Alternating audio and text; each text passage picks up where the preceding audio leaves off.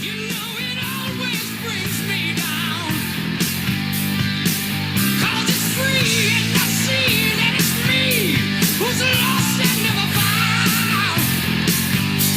I cry out for magic. I feel it dancing in the light. It was cold, lost my hold to the shadows of the night. No sign of the morning coming. You've been left on your own, like a rainbow in the dark. A rainbow in the dark. Do your demons, do they ever let you go? When you try. Hey everybody, and welcome to Real Supernatural Encounters. For my guest today, I have last week's guest, Sandy's daughter, this week. So this is her daughter, Sam, and she has quite a lot of experiences, encounters, just like her mom. And I was so happy that her mom asked her to come on so she can also give her stories and experiences. And it's not just her. She also has a couple other people lined up for me as well. So I'm really appreciative of that. So Sam, if you could, would you give a brief bio about yourself? Hi, I'm Sam. I'm 26 next week on Monday. I'm a caregiver for seniors. I've had multiple supernatural experiences, and I am a cat mom of 2 grumpy boy cats. I'm pretty much just an average girl, just making it here in California as best I can. Okay. All right. Well, that sounds great. I guess if you want to go ahead and start with your first experience with whatever order you want, and just go as much detail as you can, and anything like that. I'll try to go chronologically because of how I remember, everything going.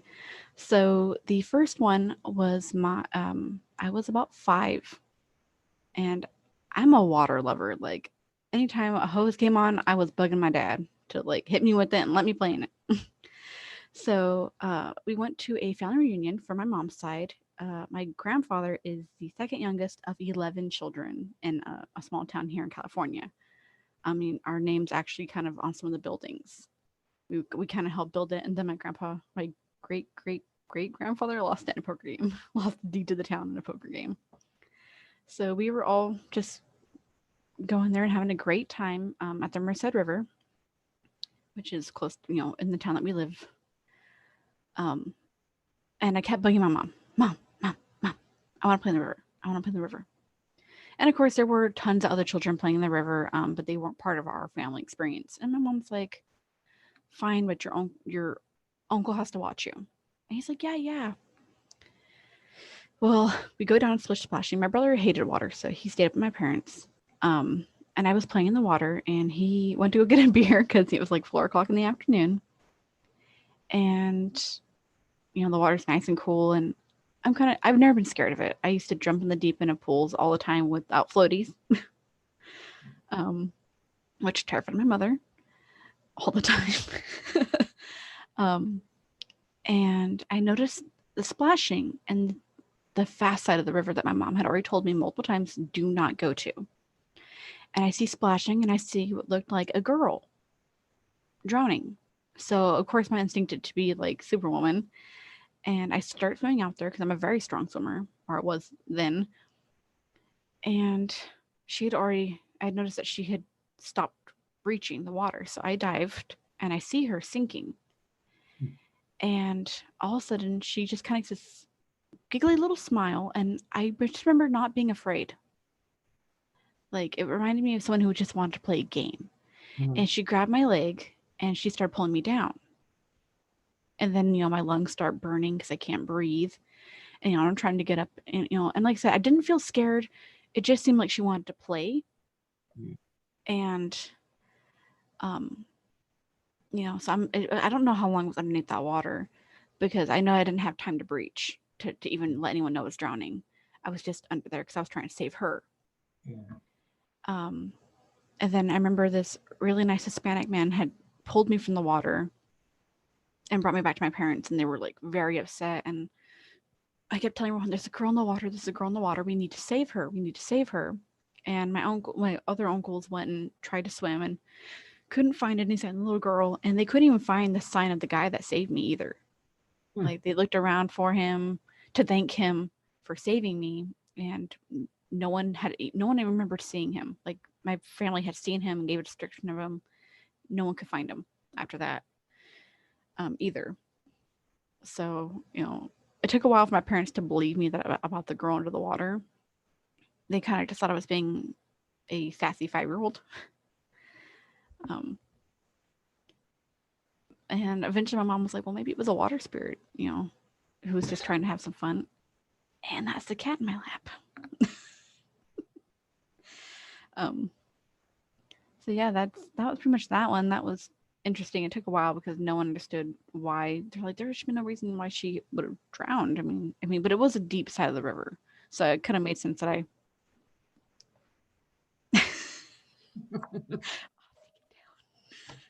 It's okay. You were supposed to be part of it. Oh yeah. So that was that one. It was pretty straightforward, and I didn't really get a lot of time to process it as a kid because I was just kind of like, I'm trying to save somebody. You guys just stop me. And it happened really, really fast at that one because nobody wants to see a kid underneath the water that long. Yeah. All right. Well, if you like, you can start with your next one. Okay, so this one I actually did a lot of research in to make sure that I wasn't crazy.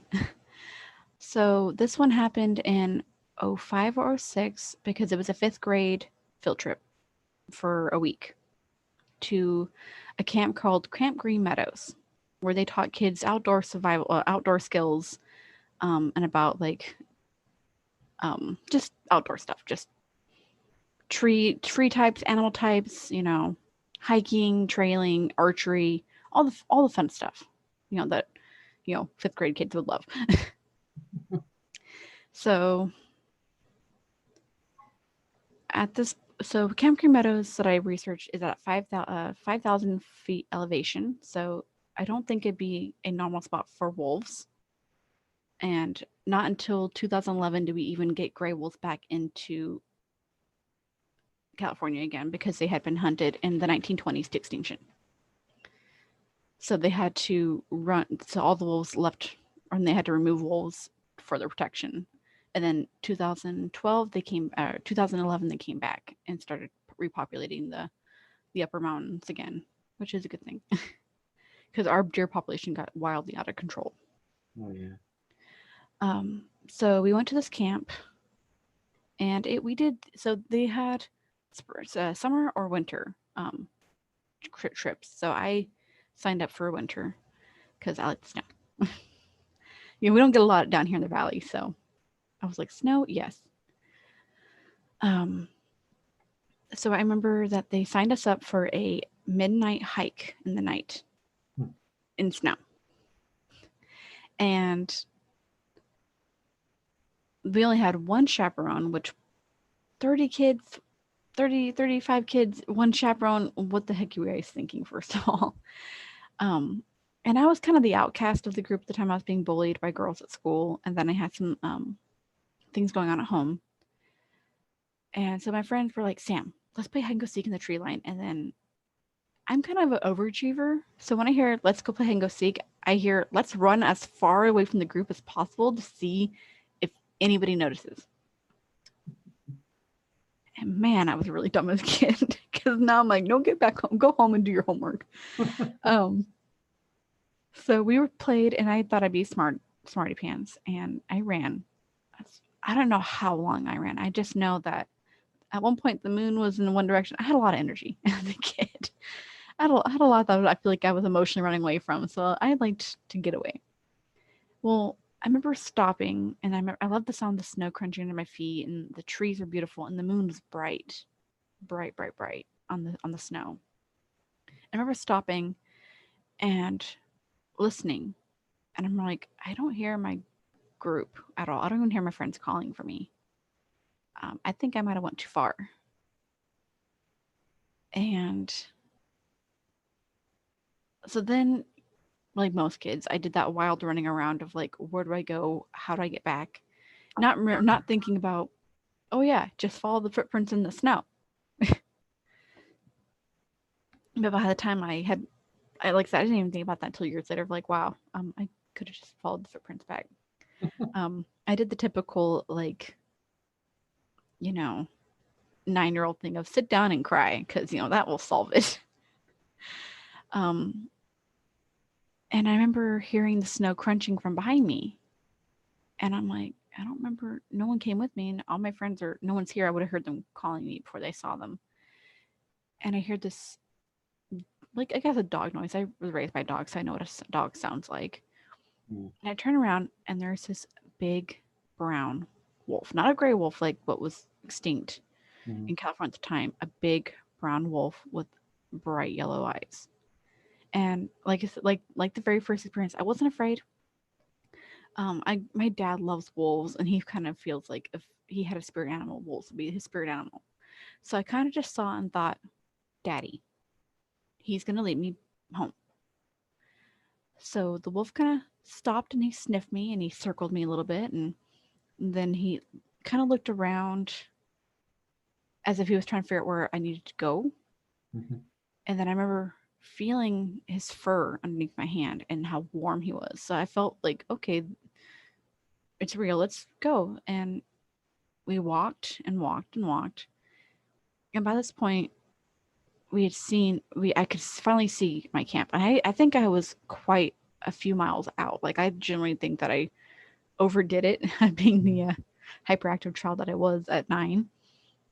My poor mother, she had to deal with me. Um, when we got back to camp, and by that point, no one had even realized I was gone, and it was cold. Like I mean, I was bundled up, but I was still freezing. Yeah.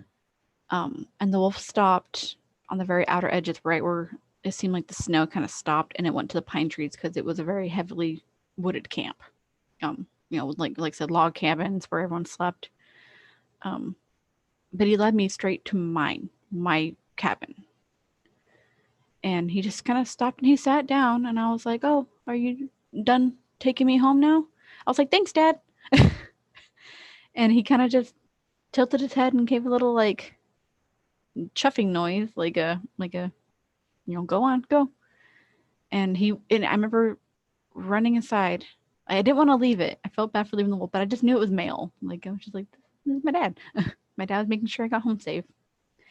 Um, and I raced inside, and I had the top bunk, so I opened up the window, and it was gone. And there was no. It wasn't until the next morning, because no snow had fallen, that I realized there was no footprints in the snow beside me. It was just mine on my own. Hmm. But I remember feeling how warm it was beneath my touch, and I heard the snow crunching under his feet when I wasn't even moving. So I was like, "What was this?" I was like, maybe my dad really did lead me home?" And it's actually, my dad doesn't necessarily believe in the supernatural, and that's actually the only story, or besides the one of the other ones I would tell, um, is one of the few stories he actually believes. Like Hmm. when he just knows it's true. Like that's the one that's true. Hmm. But my mom believed me right away. She goes, "Honey," I was like, "Mom, I'm sorry. I did a bad thing and I got lost from my group." So yeah, that was it was a very interesting one. It was very formative for me, and actually ever since then I've had even a greater love for wolves. Ever That's since then, awesome. because I think, well, they're a pack animal. They don't want to be alone. Yeah. So yeah, that's my favorite one. One of my favorite ones. All right. Well, if you're ready to lead off with your next one, Okay, so this meant to be one, in the closet. yes. So this one was during a very hard point in my life. I was dealing with being sexually molested as a child by my grandfather. Um, I was very depressed and very suicidal at the time. and I'd already attempted a couple times by this point. The only thing keeping me kind of going was my younger brother. He's even at 26, he's still my everything, even if I want to throttle him. But at 11, he was even more important to me, to my sanity, to something to hold on to, because we shared a bedroom. We lived in a very unsafe part of town because my parents weren't rich. We were very much struggling financially a lot of the times. And bless their souls for working so hard to try to keep taking care of us. So in our town of Merced, we're very, very close to another small town called Atwater. So there's this one little street that's literally between both of the county line or the town lines that we call Beechwood. And our landlord was very much a slumlord. Like he had 3 houses that, if you look on Google Maps, they are literally part of the same lot number, and it's really hard to distinguish them. But we lived in the middle one, and there was this really sweet old lady in the next one, and then there was constantly some chop shop going on in the house next to us, and our AC was constantly getting fumigated with something from them sometimes during the summer. Oh, man. Yeah, that was really fun. To even explain more about the rapid decay of the house, we had 2 windows. My brother and I had the front bedroom toward the street, and we had 2 windows, one toward the street and one that faced the house next door and our driveway. One summer we opened it up, our lower wooden part of the window just rotted off. So we had this big, thick gap in our window for the rest of the time that we lived there because they refused to fix it. And the electricity costs for AC and heater because of that was so bad. The room was pretty small, but when you have an 11-year-old and an 8-year-old, you don't really need that much room. The room had lead paint. I know that we know because the people who had it had painted over our closet door to the point that I had to put one foot on the wall and put both hands on the doorknob and just use my whole body weight to open this door. And you would hear it go boom. And my mom would be like, "Are you opening your closet?" "Yes, Mom, I need to get a jacket." "Okay." "Either keep it open or keep it closed." Please, because that would shake all the way down to her bedroom. And she was sleeping for night shift as a security guard at the time. Yeah, my mom's pretty kick-ass. I'm just saying that. So we didn't tend to use it that very much. And honestly, I had never felt comfortable with the closet. Something about it just seemed more sinister than it needed to be for a closet. It actually gave me a fear of closets for the longest time after. I refused to sleep with the closet door open. So California summers are very dry heat, and it's almost like sandpaper in your lungs. Yeah. When it's especially when it reaches 110, 115, and your window has this much gap in it. So it was kind of hard to keep the house cool. And my mom and my brother were playing out in the front yard for some reason with a water hose, and I think I was in trouble. So I was grounded to my bedroom. So I was playing with dollies, and there had been some creepiness going on with the closet before this moment. Like, we'd come home and find it open when I know that I left it shut. Because one of our cats kept trying to have babies in there. So we're like, no, we're going to keep it shut. And so I had my back to it because I did not like facing it. And I remember it was a hot July day. Like I said, my mom was playing outside with my brother, trying to cool off. I was in trouble. And like I said, with this door, you could not have opened it without hearing it. And all of a sudden, I just feel this chill in the air, and I realize I can see my breath in this room on a hot July day. And I remember sitting my dollies down and just kind of doing that weird pivot that kids do on their knees when they don't really want to get up. And I turn, and the closet door is wide open, and there's I can't see my clothes hanging in it. And I had this big pink blanket on the floor of the closet, and I couldn't even see that. It was so black. Hmm. And then I remember hearing this little giggle. And I watched this little girl step out of the closet.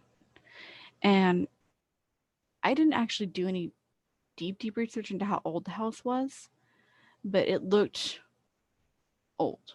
It looked like just old timey clothing that like was definitely just not of my, you know, dressing of the, you know, of 2006, 7.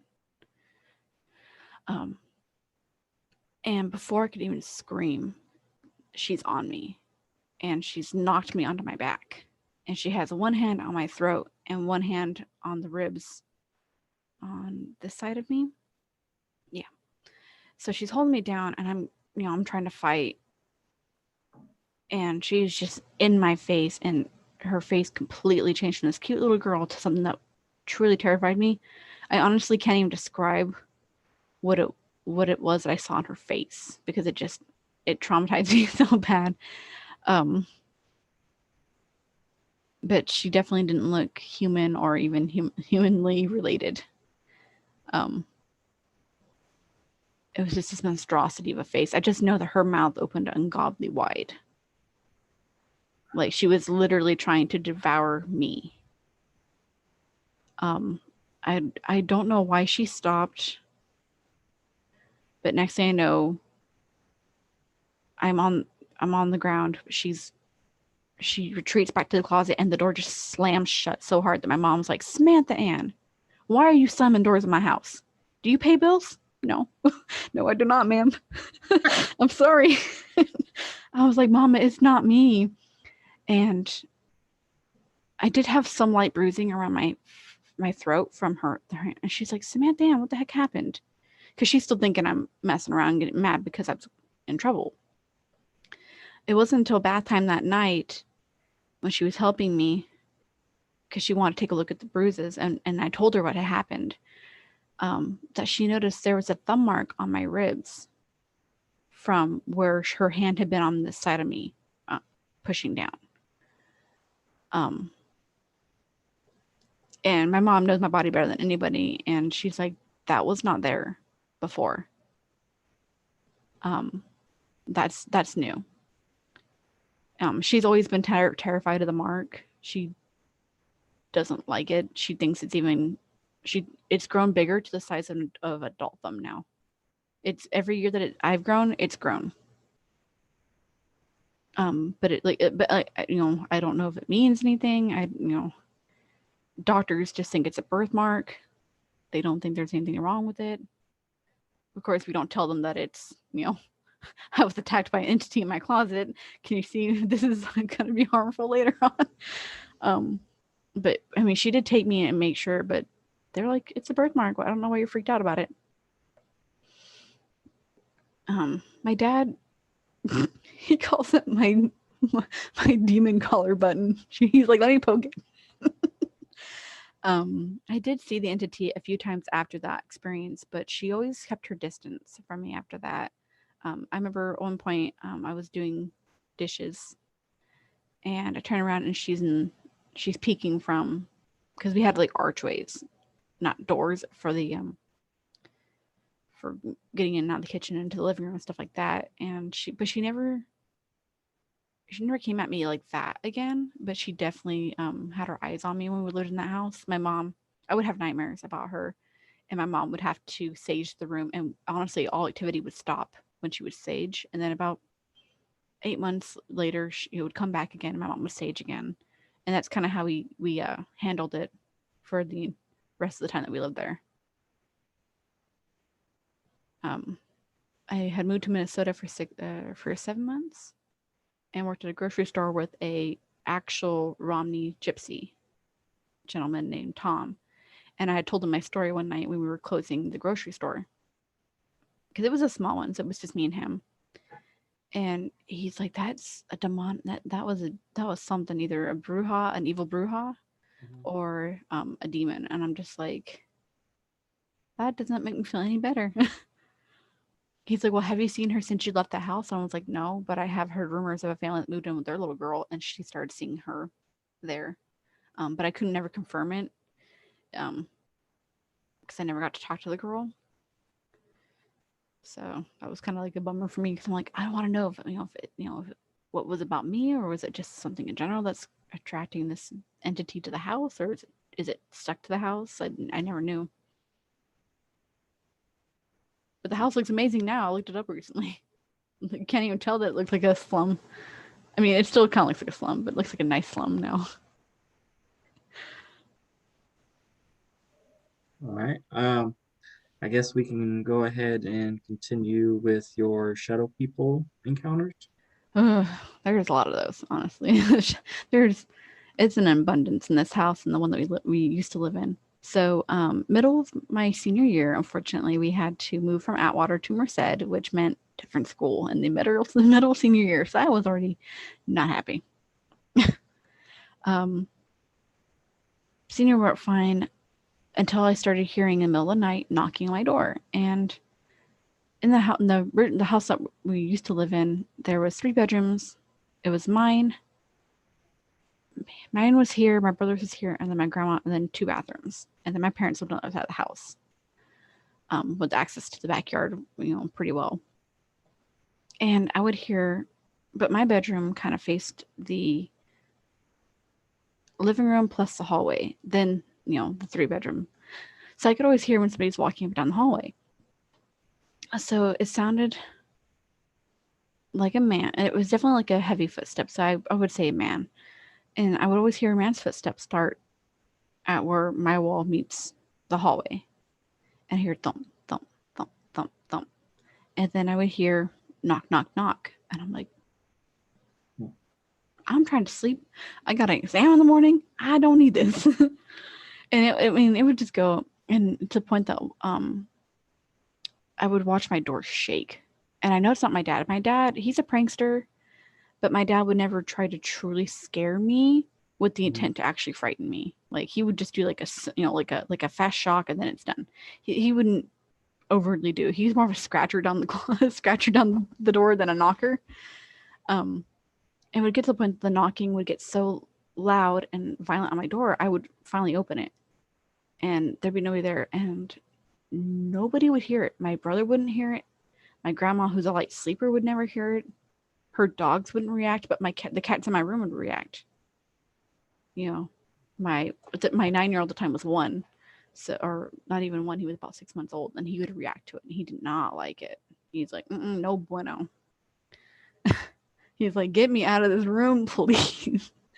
And that would happen pretty regularly. I would say 5 to 6 times a week. And always at the same time, because it would drive me nuts. It would be about 1:30 in the morning every time. Eventually I started doing a slight staging of my doorway, and it reduced it to maybe half that, about 3 times a week. But my grandma and my dad were very sensitive to sage, so I just learned to deal with sleeping through the knocking. Sometimes I would hear whispering. The creepiest thing is if like my grandma's bedroom door was open, and I would go into the hallway to head for the kitchen. From the living room, I would see something in the hallway that would be bigger than her doorway, staring, and I would watch it visibly move to the side, to where my brother and my room would make a little small kitty corner, so you couldn't quite see it and you weren't heading down that hallway.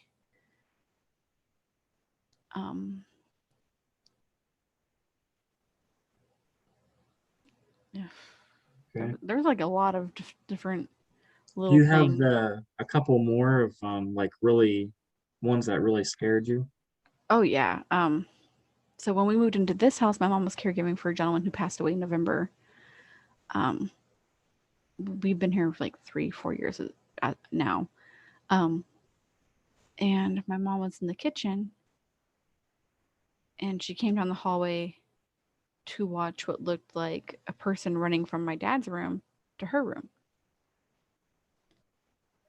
I mean, just, and she saw it was like hi. And then it came back again, like, oh, hey, I didn't see you there. You looking at me? um, my brother will not sleep with his doors open when he's here, when he's home from the military, because he undoubtedly always sees something trying peeking its head into the room when he's sleeping. He's like, nope. I mean, it's just a lot of little things, mostly just them kind of messing with us, like, hey, boo. Um, one likes to play with doors or shout our names. That was a really fun one. We were sitting in the living room. I was talking with Clifford, the gentleman before he passed away, and I hear Samantha. And I didn't even think twice about the fact that my parents were actually out of town. I was not, I was, it was my day off from my work. So I was taking care of him for her, my mom, so she could get out of the house. So I raced down into the room. I'm like, what, mom, what? And there's a shadow person just standing there in her bedroom. And I'm just like, oh, you're not my mom. This is her sanctuary. Get the hell out. Because she would be so mad if you're in here without her permission. And then Clifford was like, Sam, I need more coffee. So then I turned to say something back and it was gone when I looked back. It's just been years of them just kind of messing with us. Mm-hmm. And we've kind of just learned to coexist with them because they don't really hurt us. They haven't done anything to actually like warrant like truly saging. Like there was something in my mom's room with the old house, but that's her story to tell. So yeah, I won't lie. I like the shadow people. They're fun. They kind of give me a little like whoo thrill. Because I like scary things. So Have you ever had an experience with a shadow person that was funny? yes, but what is your definition of funny then? Because my Whatever was funny to you. oh okay, so I'm a very messy person. Like when it comes to my space, I like controlled mess, like chaotic. Like I know where everything is if it's on the floor, certain certain parts. Um, but a shadow person at the old house liked to put clothing on my cats. And I actually caught it one time. I was because my older cat Pika, he's 9 now, but he's always been a very sleepy cat. He's not very high energy. He just wants to sleep and cuddle with me. That's all he really wants. So he sleeps a lot of his time, and I can do almost anything to this cat while he's asleep, like trim his nails, anything. And this cat don't move as long as you're not moving him too much. And I was having a rough day, and I'm just like, kind of just really honestly needing a laugh. And the small shadow person, it was about the size of a child. It almost kind of reminds me of my nephew's size. Huh. But my nephew wasn't even born yet. I caught it throwing socks on the cat. And he had a good pile. Like I honestly didn't realize my cat was there until the ears, like between the socks. And there's these little silver tabby ears. And then it sees me and then just disappears. And I'm just like, that's hilarious. So I was like, but you gotta clean this up. Because now my socks moved. That is so amazing. Oh yeah. Oh yeah. And then and then of course, my mom's always said we've had imps, and there have been so many things I've gone missing. And then like 4 years later, they're like, hey, by the way, we finally wanted to give this back to you. What are those? Imps? Mm-hmm. I don't know. My mom always said they were around us all the time. And my uncle has a couple. He actually has one that reincarnated into his cat, his recent cat, because the cat has the exact same personality as his gremlin, goblin, imp. I don't know. We kind of interchange the words. But they're like little shadow entities, or at least the gremlins. I don't like that. We call them imps. We call them gremlins. It's kind of, I know technically it's supposed to be two different things. But my mom said that she's always kind of had one that was white. Mm-hmm. Mine was, oh no, hers was black. My brother's was gray, and then mine was white. Mine was my one. I call him Ashton. I don't know if he likes it or not. He doesn't really answer to it. Yeah, but they're just like I see them, we used to see them all the time. But when I was attacked by the thing in the closet, my imp was very active. I was seeing a white orb around the house all the time, almost kind of like trying to warn me. And then I would, of course, see her after the incident. I'd see him before I saw her, and so I knew she was coming. And it kind of gave me, I guess, some time to mentally prepare myself to see her and not freak out, because I think she kind of liked my fear. Yeah. Anytime something traumatic was going to happen, he would be really active. I would see him kind of like bouncing around, but there'd be nothing else there. I couldn't say it was a cat. And he also had very cat-like. Mine tends to have very cat-like attributes. Like when my first cat had passed away, I would feel a cat jump on the bed with me, and I wouldn't have a cat. I didn't have a cat for a good 5 years. I would feel a cat jump on the bed, and I'd hear purring, and I'd feel something rub against me. So I felt like that was my imp trying to comfort me if I was having a bad day, and I kind of just became like my friend. And I don't know, and I know that probably makes it sound really crazy, but it was, with all the trauma going on my life, my imp was kind of like my little friend during the time where I was being bullied at school. I mean, bullied to the point that I would have locker bruises into my body, combination lockers. I could see numbers on my body from how badly girls would bully me, and shove me into the lockers and stuff like that, or try to dunk me into the toilet, or dunk me in the trash, or dump trash on me. So it was kind of like my little imp was my buddy, and then my mom's, my brothers, I'd see them around, but they were just there kind of. But they always like to take things, and then like I lost a nail polish for like 4 years, and it randomly just showed up on my dresser one day, and I was like, really? It's old now. Like I can't even use it. It was my favorite color. But yeah, that was kind of just a little side thing that I remembered. It's like, oh yeah, we have little imps and stuff. They're like our comedy relief in the family when something's going down. It seemed, because they were very harmless. They've never hurt us. My uncle's is a little aggressive though, but now that it's in his cat, it's just aggressive in the cat now. You can just play it off. I used to knock things off the shelf for him in front of people. I watched it knock a bunch of books off one night because it got mad, and I was like, oh God, you need to feed your imp. It's mad. So. All right. What about you also spoke about a goblin cat. So Yeah. let's hear about that. I've always loved Fae. We actually have some Celtic blood on my grandfather's side. He's Irish, so that kind of fun. And then of course my great grandfather was Native American, so we have a lot of interesting bloodlines. And my great grandmother was German, so and then my dad is half Italian, so I'm very much mixed. I can't seem to figure out what I want to be. So I've always loved the Fae. I've always loved the ideology of unicorns and stuff. So when I started doing my pagan work, I really focused on Egyptian stuff, because I've always loved Anubis. He's always been my one to call to, and I kind of like that. I think my work and my religion kind of work in tune because of Anubis being the guardian of the dead, and then I take care of seniors, helping them feel comfortable until it's their time to go. But Fae was also my second kind of thing. I liked. I mean, I don't personally just go out and thinking I own them or something, because you just don't own Fae. You don't. Fae own you.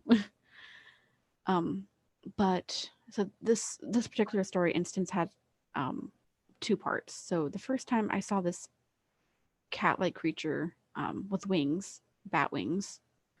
I wasn't even playing D&D at that point, so I didn't even know about goblin cats. I just knew this cat had wings and it was black. It had these brilliant bright green eyes that even glowed in daylight. When I first saw it, it was daylight. We had moved in with my grandmother, so I was kind of unhappy because we moved right into the house that all my trauma occurred in, and I was sleeping in the same room that it all occurred in with my grandmother. So I was just kind of not in a good space, didn't really feel like I mattered to my family at the time. And I was sitting out in the front yard between the 2 pine trees that we had, and I saw this cat. And I'm the person who's like, if I see a dog or a cat, I'm like, pet it. But when I looked and saw this cat, I felt like I was out of my body, because it sat in the middle of the street staring at me, and I felt myself getting up.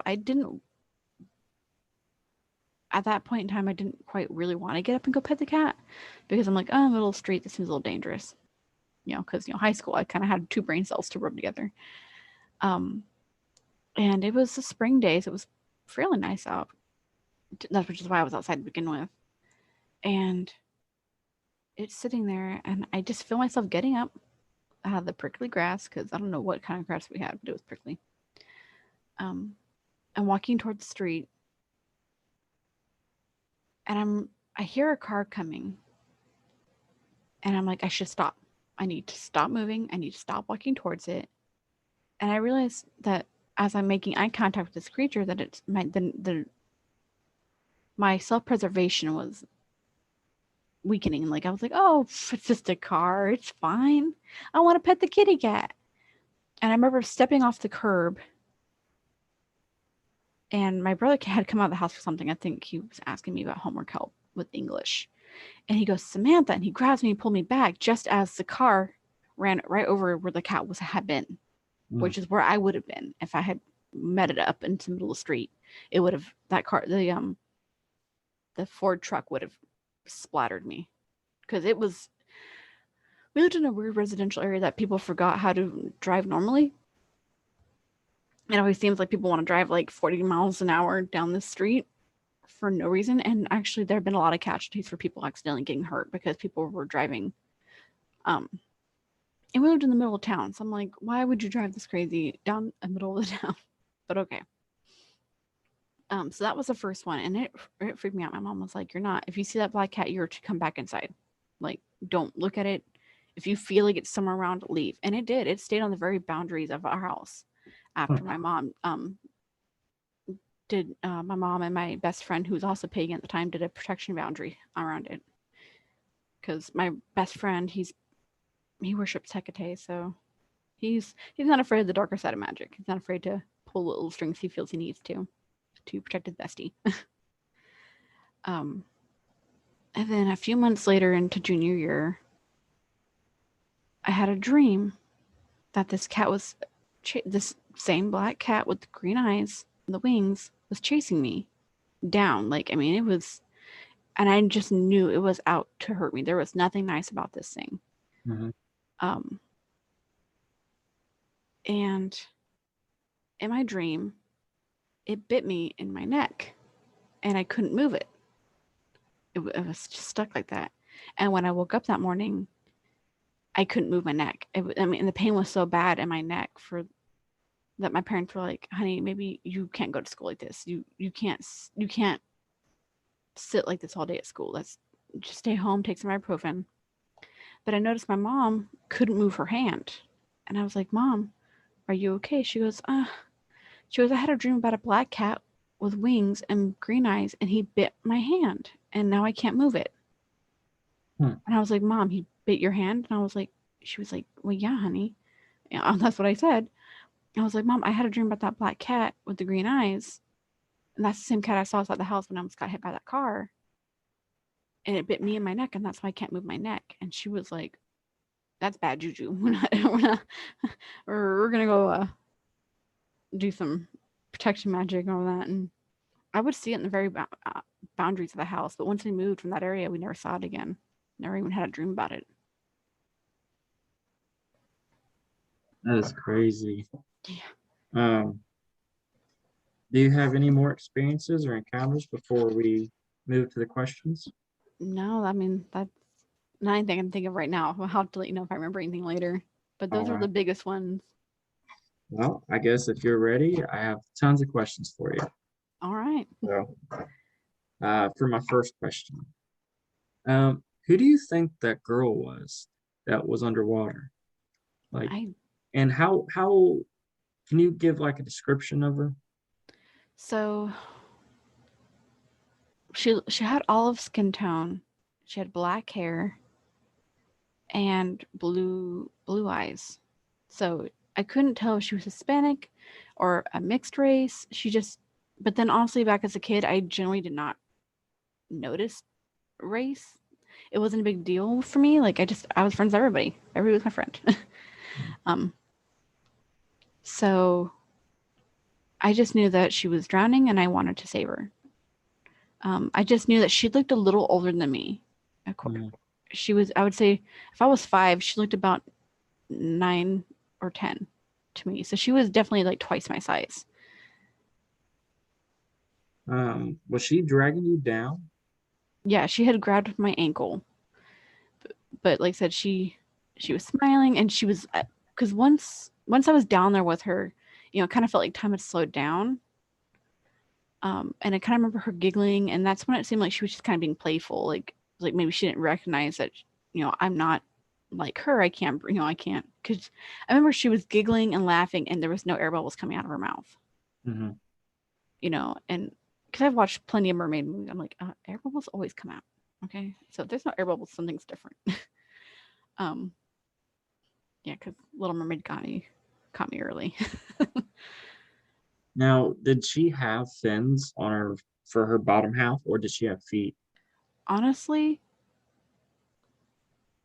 I couldn't see because she was straight down, but it looked like she didn't even have anything. Like she was water itself.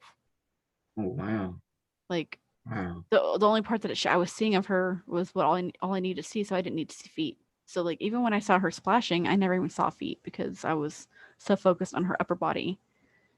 I just remember looking down because she had grabbed my foot.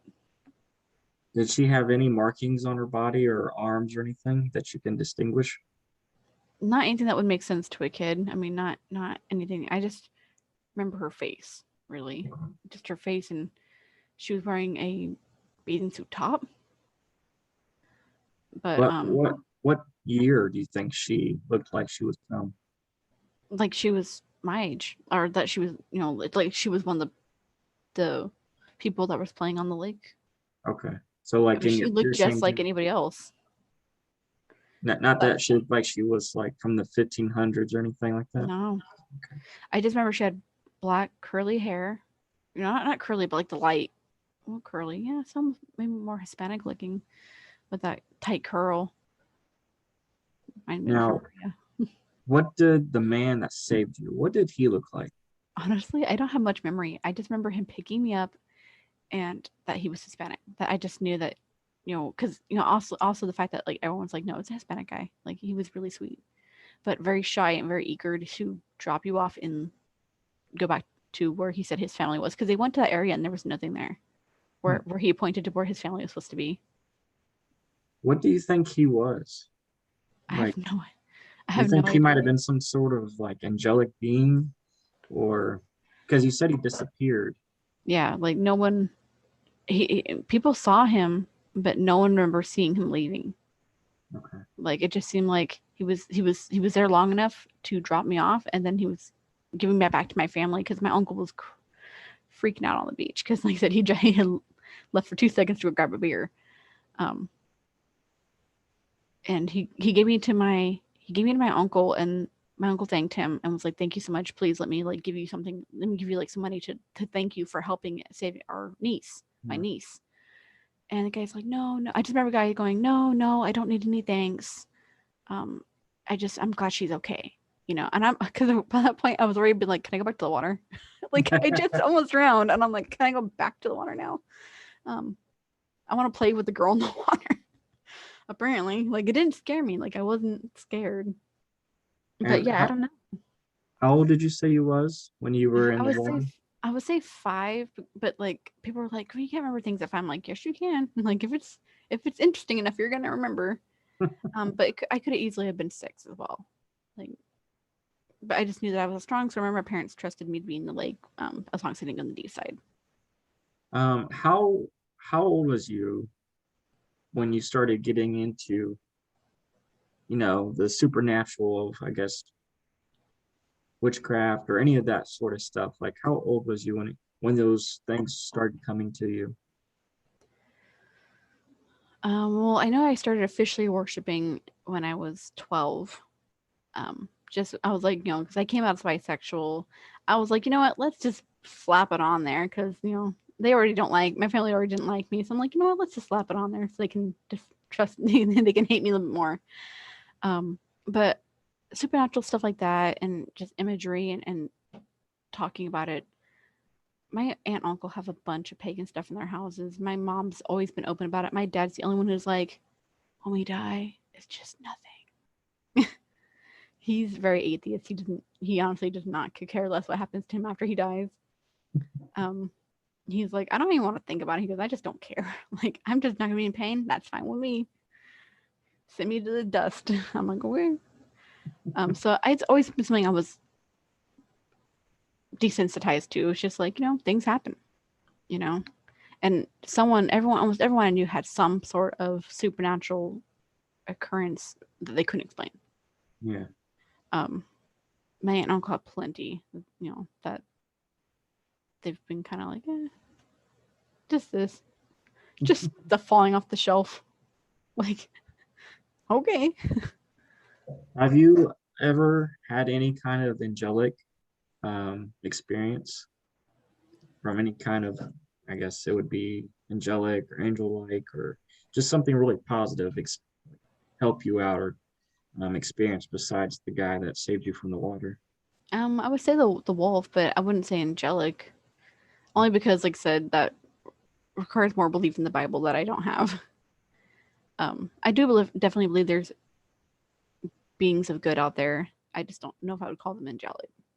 Okay. But just like the thing in the closet, I would say, I can't say if I would say it was a demon, because that demons, people say demons are from the Bible. So I'm like, I don't know if it's a demon. I just know it's a maleficent force that I was terrified of, and I knew it was trying to hurt me.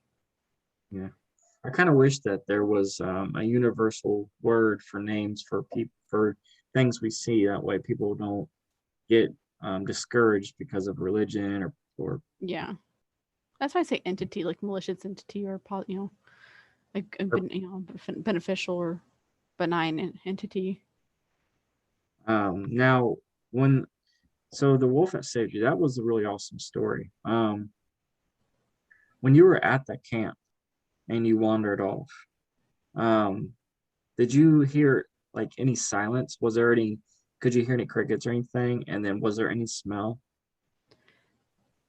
There was no sound. That's why I think it scared me as a kid, because there's always noise around me, so I got used to the noise and quietness. I can't even sleep without my TV going at night. It really helps me go to sleep, especially my fan too. So the sheer silence of just the birds were all sleeping. There, I didn't even hear scream, like I said. So when the first noise I heard was what sounded like something walking up behind me, it Mm, startled me, but also, like, so the silence just scared me. And the only smell I could really remember was the smell of the forest, but also that crisp snow, because it had just snowed like the day before we got there. So that was all nice new snow that we were playing in. So that was just like the crispness in the air that really heightened kind of like the smell of the pine and the cedar trees in the area. um, how or where was this camp located? Like I Um, asked this because I want to know for missing 411 research. so the camp, I looked up, the camp is about an hour and a half from my town of Merced. So I mean, it's not even that far. It's only, like I said, it's only at 500 foot or 5,000 foot elevation. So I, like I said, definitely not something that would be normal for a wolf, I think, to be running around in. Um, but yeah, I mean, you can literally look it up, Green Meadows, California, and that'll pop right up. Great Meadows, California. Um, do you know if any people have disappeared in that area? Um, Not that I know of. I haven't actually done any research to see if anybody's disappeared in that area. Um, but I know it's just a well-known area because of the fact the camp's always, like I said, twice a year having kids come out, and I think you can even go up there and like book it for a certain amount of time and do like wildlife activities and stuff. Yeah. But we were limited to like winter stuff and archery. How big was this wolf? It was bigger than me. It Okay. was it not not to lighten the load, but it kind of it kind of felt like Bella and Jacob when he was forming Twilight. So did it look like it was a like abnormal height of a It, wolf? it definitely seemed bigger than normal to me, but then I had never seen a wolf in real life, so if it was normal sized, um, then but everything everything looked bigger to me at 9. So I'm just like, all I see is this wolf that I've never seen up front. I mean, because I knew what a coyotes look like. My grandpa has a ranch. I've been out there. I've seen what the coyotes look like, and I'm like, this is not a coyote. He was too big and shaggy. Can you go in more description of this wolf? Like I remember you saying the eyes, but just to clear up some things, what the color of the eyes was, the color of the whole wolf, and what his paws and hands look like. I mean paws, whatever would Yeah. be hands. So, he had the glowing yellow eyes. He was like a medium brown, I would say, because he almost like my hair's been dyed multiple times, so it doesn't look like it's normal. It used to be like a chocolate or like a medium sable brown.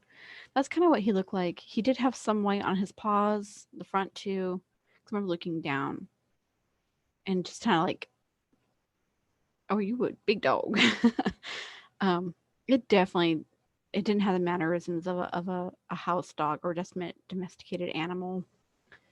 Um, it just smelled like the outdoor. Like I remember like kind of like leaning and like sniffing him because every dog has its own little smell, and I was like, oh, you smell wild. Like you smell like you've never been tamed by by man in your whole life. I was just surprised to see it being so comfortable with me. Mm-hmm. Um, but I didn't actually notice until like the next day when it was gone that like there was no paw prints. But I didn't look down when we were walking. I was busy looking around and like this wolf.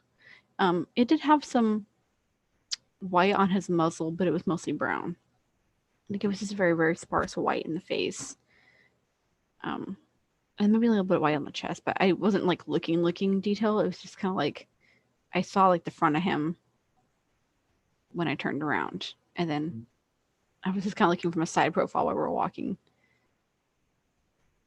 Um, The paws looked like normal dog feet to me. Like I wouldn't have suspected like Wolfman or anything like that by the did feet. he have any? You said he had a bad smell, or He just smelled like he smelled wild. Like I don't know how to explain it, but he smelled like he'd been out in nature. Like he didn't have like that like the dog that gets washed once a week or twice a yeah. week, the artificial smell you get when you wash your dog. Like he smelled like he'd never been bathed except for if maybe he played in a cold river. Because I didn't know there was a couple like rivers and creeks and stuff that animals would go, the deer would go to drink and stuff in. It was a very animal wildlife friendly area. I mean, deer would walk to the camp all the time, but I never really saw any because it was winter. At any point, did you feel any type of telepathic communication, or hear any thoughts that you may not been yours, or from this wolf? Yeah, I just knew that he was supposed to take me back, Mm. that I wasn't supposed to be up this far, which, like I said, kind of tells me maybe I did go a lot further than I had intended. Because when I got back, my cabin was all of girls was all asleep. So I remember that like this moon had been pretty high had been pretty up there for midnight, and we were only supposed to be out there for like maybe an hour Okay. when I got smarty and ran off.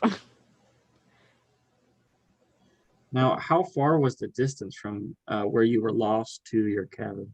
I generally don't remember. Like I had no sense of markers, and once I got back to the cabin, I did get scolded. Like, why were you? Where were you at? Oh, I was in the bathroom. Like, cause they never the entire time for the rest of the time there, they never even realized I was gone. Uh, Like they just thought like they were, one chaperone who was, and that was the tour guide leading the night hike. You know, so I had no sense. I never got a chance to kind of go back out and see the area I was in to even get like a better measured distance. I was just like, I got saved by a guardian wolf. What? um, How long do you think you were gone for? Um, well, everyone was asleep. Like the whole camp was out. So I would say maybe an hour longer than our hike because we were the last hike of the night Mhm. for some reason. So Now you kind of told us what you really honestly think this wolf was, but that's kind of like my next question. What do you think this wolf was, physically or non-physically? I would say guardian, but maybe in a way that angelic being that you were talking about earlier, just a force of good to make sure that I made it back to where I needed to be. Yeah. Um, like I said, I didn't feel fearful of it. Um, but then as a kid, honestly, I had a lot of not feeling fear for things that I probably should have felt fear for. But my mom, whenever I talk about it, she's like, "You're just so not afraid of it." Honestly, I feel like it was. She tells me she feels like it was a good thing as well. Like it was just generally something sent there to help me not get lost Yeah. or to get unlost. Whatever. Um, so that was an amazing story. I really like that. So you moved into this house, which had the little girl in the closet. Hmm. Um, how long did you live there before she made her entrance? About a year, but there was some creepy things that kind of happened up until the big kind of reveal, and then after that reveal, she showed up a lot more often. I would always know because the house was really hard to keep cool because we had a swamp cooler, Hmm. and you'd only really feel cool in the living room. You wouldn't feel it in the rest of the house. And I would feel cold whenever she was, I would say, arrived, or showed up. Yeah. Um, once she attacked me, there was no area of the house that felt safe. Like she would just show up, even the backyard at one point. I mean, and she wasn't afraid of daylight. She wasn't afraid of night. It was just whenever she felt like she wanted to show up. Because I would see her in broad daylight. I would see her at night. Can you go into like a little experience that you had with seeing her in daylight? In daylight? Hmm. Well, that story, when she attacked me, it was broad daylight out. Okay. And then there was a time when we had like this like slip and slide in our backyard that was dead. So all the dead grass was poking through the slip and slide and kept scratching us up. We were playing in that, and then we had also found a bunch of dead animals buried underneath the dead tree in our backyard as well, which was kind of Huh. creepy. Yeah. A ton of them, a lot of like what looked like big animals. Um, Huh. Definitely not anything cat size. It definitely looked like dog and stuff like that. Um, but we weren't allowed to have dogs when we were there. Yeah. Um, I remember we were playing the slip and slide, and I looked over, and she's standing on. We didn't really have a back porch. We just had two cement stairs that came from our laundry room to the backyard. And she was standing there, and she was just glaring so hatefully. And I'm just like, but that part of the house was shadowed, but she wasn't out in like direct sunlight, but she was standing in the shadows of the house watching. And my brother just kind of stopped, and he goes, "She's right there, isn't she?" And I was like, "Just keep playing. Do not engage." And my brother believed me, and he'd seen how I reacted whenever she's around. So he knew that whenever I saw her, she was probably nearby because he could feel her presence, but he never saw her. Hmm. Um, so that I was just kind of glad that she never went after him because he would have been so much more vulnerable. He was a very sickly child growing up. And I feel like if she had went after him, um, it could have been bad. And around that time, not long after the attack, though, funny enough, I almost died from scarlet fever, which was which is almost a extinct disease at this point, but it still kills children pretty quickly. So Um, when did you get this scarlet fever? Was it when after you met that little girl or? I don't know if that was actually correlated. My a family friend of my mom's son got strep throat, and I Mhm. hugged him. So it wasn't like it just magically appeared overnight. I did hug him, and apparently there's a mutant gene in my body that changes strep throat to scarlet fever, and I actually almost died. If the doctor told my parents that they had waited one more day to bring me in, they would have been buying a child-sized coffin for me. So it just kind of seemed like a bunch of coincidences happening around the same time that I was seeing this entity. Um, but definitely, I'm like, man, that sure wants to be a parent of me one way or another. Um, can you go in a little bit more detail of what this little girl looked like, or what her face looked like? So she had this old fashioned kind of like half up, half down hairstyle that you see with a lot of kids with like the ribbon in the back. I remember that because I remember the ribbon kind of when she was on top of me, her hair kind of spilled and the ribbon rubbed my face and it felt like silk. She was wearing this black and blue little dress that had like the big ribbon in the back as well. I couldn't tell you what kind of time period it was set in, but it just looked like one of those like long with the wrist. She would have like a little high collar on her neck as well. Mm.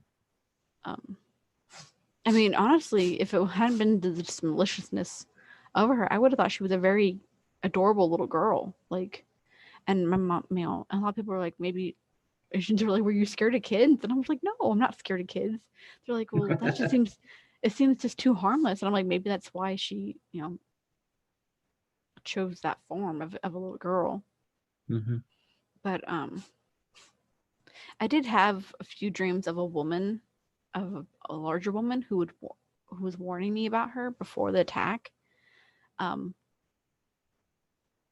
but I don't know if that was because of a fever I had because I had a few dreams during a fever and then I had a few dreams outside the fever of this woman with her hair in a big top bun, Mm-hmm. like the old Victorian ladies used to have, so they could put their hats over it.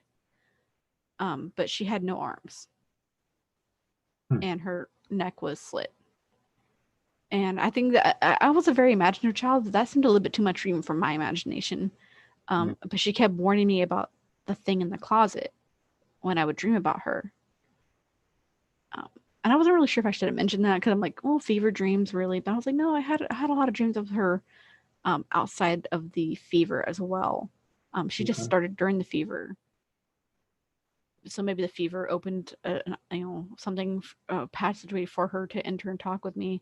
But I was telling my mom about this woman. She's like, well, that's a little weird. Yeah. I was like, Mom, this woman has no arms, okay, and she got a hole in her throat. Okay, you tell me if that's a little weird. But her, I never felt afraid of, and I just felt like she was trying to warn me. And I don't know if she was a victim of the thing or if she was, like they were connected somehow. Yeah. I never knew, and I couldn't find. I tried to do some research, but I didn't quite know what to look for on my own when I was a teenager, and I didn't think about it when I knew I was going to do this interview. So I'm like, I don't know, didn't know how to quite to do like house research on the house. Um, and I don't know if anybody else ever had dreams about her. A family friend of mine, I think she said she had one dream about this woman, and then she saw the little girl. Mm-hmm. Um, and then after that, she slept on the couch. I was like, great, leave me in the room with the girl. Like, I was like, you're the 17-year-old. I'm 9. Like, you protect me. But she wouldn't really talk about it after. And when I tried to talk to her in our 20s, or my 20s and her almost 30s, she refused to talk about that house. Wouldn't talk about any experiences she had, or anything like that with me. Mm-hmm. So I couldn't get her to confirm if she had actually had those dreams or if she was just telling me that to make me feel better. Do you have a possible answer or think just why do you think she attacked you? I generally don't know. I mean, Mhm. I don't know if it was a attack of opportunity for this entity or if it was literally just me she wanted. Okay. And I'm like, I'm just average. Like I'm really good at reading tarot, but and palms, but that's about it. Like, but not like Superwoman. Um, so I don't know. Maybe it was just, and sometimes there just isn't a reason. That's just they pick you and Yeah. stop sneezing. Shh. But so I mean that's kind of my. Some people I've always talked, I talked to were like, yeah, there's sometimes it's just you're the unlucky pig for some of these creatures. How old was you when she attacked you? I was 10 because it hadn't come out yet that I was being molested. So it was like 1 year later, boom, everything kind of exploded after that. Okay. Um, did you ever see that little girl ever again after the last time I've seen her when you were 10? Nope. The minute we left that house, I had never seen her again after that.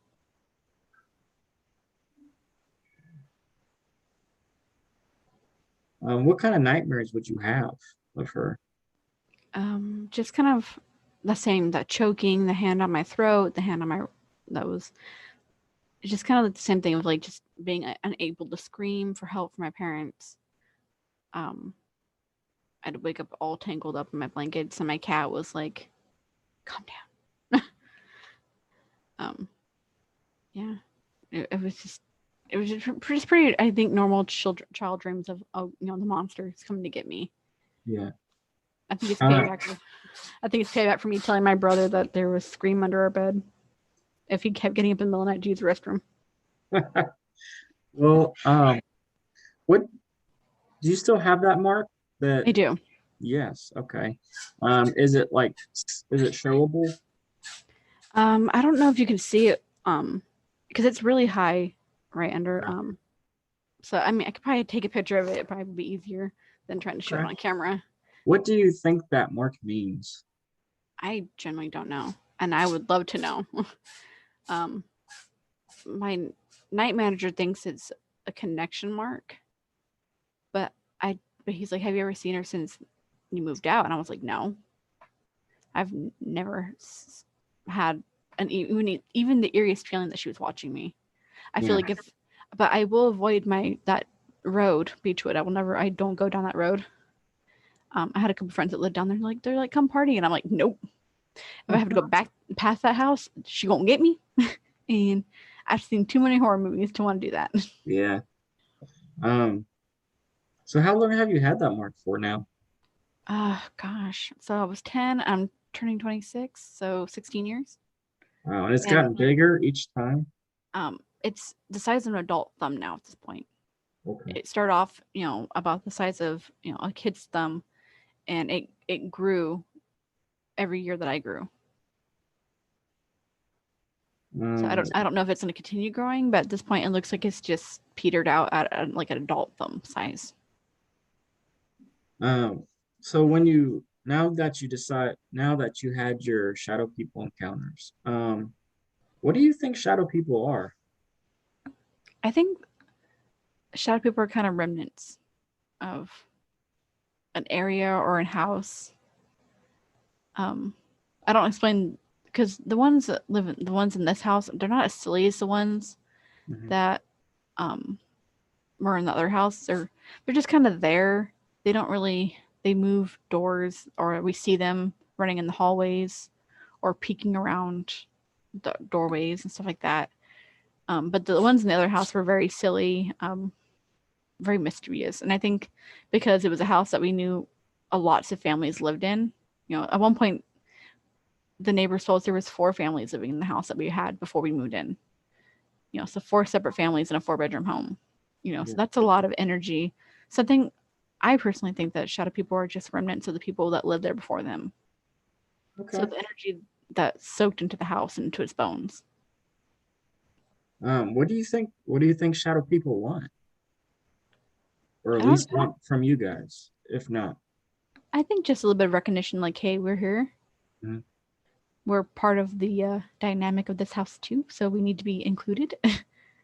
So I just try to make sure that, like, I guess I include them in little things, like, oh, just, I'm thinking moving this painting over. What do you guys think? Like, just, I don't know, little things to kind of like remind them, because this house has a lot of meaning. It was hand built by the gentleman who died Cliff, his father built this house with his mom. So, I feel like his parents are definitely still a little bit here, and just want to give them the respect they deserve for building the home that we're now living in. You, I think you should have played with the one shadow that was throwing Tossing. socks on your cat, and just started throwing the socks on the cat too. Just I see know. Just trying to see if you can get more, like, which, I'm going to take the right ear and just toss it on there. how long did it Um, how long did that continue? About 30 seconds. It had like 2 socks in its hands. And so it was like throw, it saw me, and then throw, and then here. Kind of like a child that was playing a game with the kitty cat that shouldn't have been played. Like, that it knew it wasn't supposed to do type of thing. So it was like, oh, you caught me. Did you feel any type of harm from any of these shadow people? No, just annoyance with the one that kept knocking. That was the only one that gave me a little bit of worry. Just because, of what I've gone through trauma-wise, men tend to hurt. So I tend to get a little scary when I know it's like a male, energy. I'm like, yeah, a little scary. Especially when it would only knock on my door. It wouldn't knock on my brother's door. It wouldn't knock on my grandma's door. Just mine. You described a very taller than the doorway of your grandma's room or house of a shadow being. How tall was that shadow being? So I don't know, like it's a very typical door, but it seemed like it had to crouch down, like it would have to crouch down to kind of get in and out of the doorway. Okay. So I would say about the typical height for what a roof would be, in in currents to a door. So I don't really know. Like I'm looking at the one here, and I'm like, anywhere from 6 to 8 foot. Yeah, I would say. Okay. No external features that I could see of just the fact that it was very long limbed. Longer than a normal human limb. Now, experiencing all these shadow people, have you experienced or seen any type of lights around them or in the house? Not particularly, no. Mostly just sounds, and I've gotten to the point though I'm actually pretty good at catching the shadow people. It used to be like cover my eye and they're gone, and now I'm like, now I kind of know how to focus it a little bit to like really get the idea. Do you have they done anything in the last couple of days? No, I've been working overnight shifts, so I have not been home to experience them lately. They're probably gonna feel like put out by me. Like, how dare I ignore them? Can you get? Has anything ever followed you to work? Not to work, but I've definitely felt like a couple things that followed me from work to home. Can you stop? I'm trying to be serious right now. From work to home, can you give me an example? There was a client that I took care of that lived out past our city dump, like a good about 5 miles away from it, and so pretty out in the boondocks. I would not have any service when I was at her house. If I wanted service, I had to call work on her landline. And she had her son and her had these orchards where her husband had like bought all the land. There was like 2 houses on these 2 massive orchards and ranch. But there was just something that kept trying to get me into the further back of the house. Stop. And it definitely felt like it. Sorry, he's got the sneezies. Thanks, Ozzy. And it was kind of creepy and eerie, the feeling of the thing in the back of the house. And then I ignored it. I stayed in the front of the house. I stayed close to her while she was sleeping because I was doing another knock shift.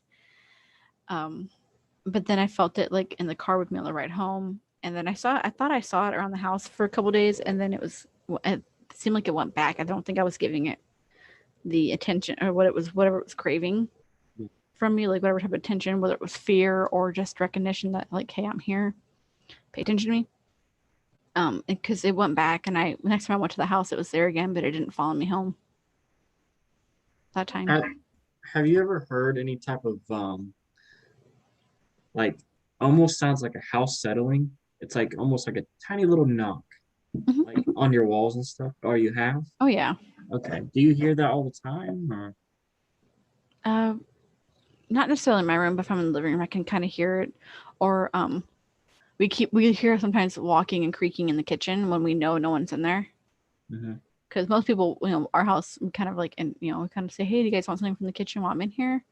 Um, my dad will sometimes try to freak us out, but at this point, we can kind of tell when it's him and when it's not. Mhm. Um, but we mostly get it in our kitchen quite a bit, actually. Hmm. The sound of the house. Have you ever heard any of these shadow people or anything really um talk without besides saying your name?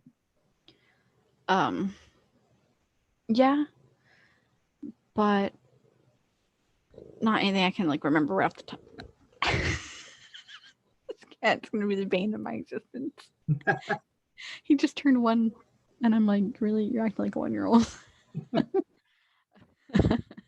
um, God, I'm trying to think of something that I heard because I know there was a couple that. Oh, I heard like "get out here" from the living room, but nobody was in the living room. Like I came out and I was like, "Yeah, Grams." My grandma's in her bedroom going, "I didn't call you. What do you want, grandchild?" I've heard, "Get your nose out of the bag of chips. Get your nose out of the bag of chips right now." This cat. My mom didn't have this issue with the animals when she was. um, I've heard, come here. What are you doing? Um, One of them said something about my brother's really badly tone deaf grunge singing at one point. It was like, please stop.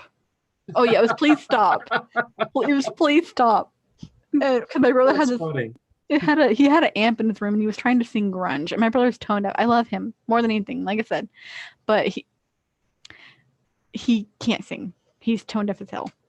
And he was doing impromptu band rehearsal in his bedroom with the amp, and he was like, and all I hear is, "Please stop, just please." From the bathroom, and that's when I saw something, and it disappeared, and I was like, "Boy, that amp is gonna find its way broken somehow if you don't stop." Wow. Thankfully, he eventually, like a few months later, he gave it up. Stop chewing the cord now. I see That you. is amazing. What do you think the shadow people want from you and your family? Um, like I said, I don't know if it's just necessarily even anything. If it's just they're just kind of doing their own thing, and we're just happen to be here. Um, We don't necessarily bother them, and honestly, besides just giving us a little whoo, they don't bother us. Get out of the bag of chips right now. so what's the smallest shadow person and the largest one that you've seen? So the smallest I would have to say would be like the size of a 2-year-old, Mhm. and that was one throwing socks on my cat. Um, and then the tallest I would say would be the 7 to 8 foot tall one that was standing in the doorway Yeah. outside my grandma's bedroom. Now I don't know what it is about my grandma though, but any room she's ever been in felt like a null and void of like anything. It just Really? felt like a dead space. Um, when she temporarily moved out to take care of her her mother who was 95 this year, um, I moved into that room because just all of her animals decided they want to sleep with me, and I just needed a space. I was like, if all your animals are going to be in this, I don't want to be in the smallest room in the house. I want the biggest room. Mhm. So she was like, fine, I'll move into that one when I come back, if I come back. Because her mom's health has been deteriorating for years recently. Um, Mhm. and once I moved into that space, it seemed like after the first week, I think once my energy kind of seeped in place of hers, I had all kinds of little like looky loos and the moving, things moving on my shelf. And I'm Yeah. like, okay, I know I did not put that stuffy next to that, figurine, and I'd move it back around. But not anything like too destructive, just moving things around and Yeah. or turning on and off my PlayStation. Okay. which was a big no-no. I'm like, you need to stop that, which they did, funny enough. I was like, please stop that, and they did, so I was like, thank you. Have you seen any other creatures besides all the stories you told? Like, have you seen anything maybe cryptid wise in the woods, or maybe demonic, or anything like that? Well, I live in the valley, and that's pretty much suburban, Mhm. and that's what I've been kind of. I haven't really gotten the chance to be out in like real woods besides, Camp Green Meadows and some light camping with my grandfather for deer hunting season. And so I really can't say if I've seen anything cryptid or anything like that, but I do believe in them. The Loch Ness monster has my heart forever. I will die to protect it. um, just stuff like that. I mean, I know my great grandmother even saw a UFO a couple times, um, or once at least, and that woman, like I said, being German and Baptist, I'm really surprised she ever admitted to anything like that at all. Um, so I've never even saw that. I kind of feel jealous. Okay. I never got to see anything like that. Even my client, the one I have currently that I take care of, he had a blackout moment with a UFO as well that he told me about. That he remembered driving a bright light, and then next time his memory picks up, him and his wife are dazed and confused at the side of the road, and their car parked and everything. And what else happened from that? That's really all. Like he just felt different. Like he didn't know what it was. He just like he was driving, the radio kind of went wonky, and there was this bright light above them. Mm. Okay. There's a bonus for my client. There you go. Bonus story for my client. Um, Now, why do you think all this supernatural stuff is happening to you and your family or around you? I think honestly, I've always kind of felt that supernatural stuff's always happened. It's Mhm. just a matter of are you open enough to see it? I mean, my grandma's so close-minded about anything. I watched a cup move in front of her at one point and off the table, and there was no earthquake or anything like that. And she was just like, "Oh, I'm so clumsy." Got up and made another cup of tea. Hmm. I mean, she would just refuse to see it or acknowledge it. So I think it just matters about like, are you open enough? Or if something happens to you that opens you up, you know. I was just taught don't be afraid of it. Just Yeah. fears what a lot of, at least the more, I guess demonic entities would that's what they feed off. They want you to be afraid. So if you're not afraid and you're just like, okay, whatever, you're not giving them anything, you're not feeding them, and they'll eventually go somewhere else. Yeah. Unfortunately, they'll find somebody else who will feed them. So, yeah, I'm wondering if these factors are playing into it. Um, so when people disappear, they're usually David Plottis, Mystic 401, usually German. Um, I notice that a lot of people that have supernatural things happening in places is because of Native American mound and Native American blood. Um, and then also near-death experiences. Um, your mom uh, almost had one, and you've actually almost had a few, right? Hmm. Um, so it just makes me really wonder, like, and what religion is your grandma? My my dad's mother, the one that we lived with, and was she was, really rough towards me. She's Baptist, hardcore Baptist. And my dad's sister is all their children are, on that side of the family. So I was kind of like the odd duck of being like, pagan, you can't stop me. I mean, my family's never liked my mom because my dad he used to go to church and behave at least because that's what his mom expected of him, but he never really believed in it. Yeah, And my grandma really wanted my aunt was trying to get my dad married off to a nice Christian woman to bring him back into the flock. And then my mom came in with all her wild ways apparently and stole him away. And now they had me their wild child. My brother has never made the waves that I've made because I'm like, well, you guys already don't like me. Then let me give you a reason not to like me. So funny. I was just kind of like, what? Viewer the rebellion.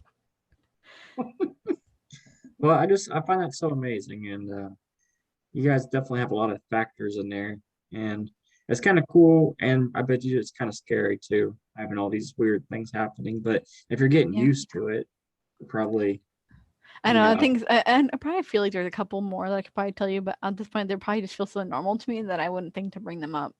okay. Um, at this point in time. Stop staring at me. You're rude. Um, have you ever been somewhere? Because you was talking about the Fae a little while ago.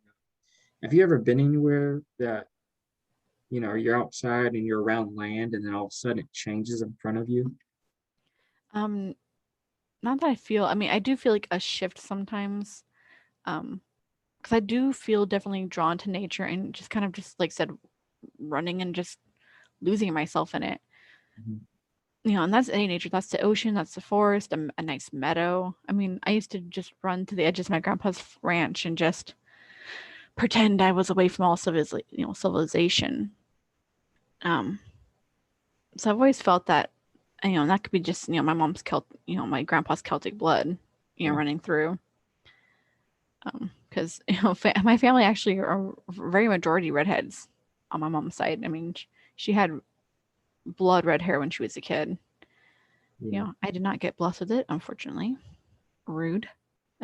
Um, so Have I you don't ever know. have you ever had any type of loss of time? Hmm. Yeah. Yeah, I tend to I do have this issue with daydreaming. Doing just even the simplest tasks and just losing complete time until I'm like, oh yeah, oh what am I doing? Thankfully not driving. Sometimes it tries to, and I'm like, nope. It happened more often as a kid. I tried to stay a little bit more grounded as an adult, but as a kid, it was easier to kind of just lose track of everything and just kind of find myself somewhere and go, oh, I guess I'm here now.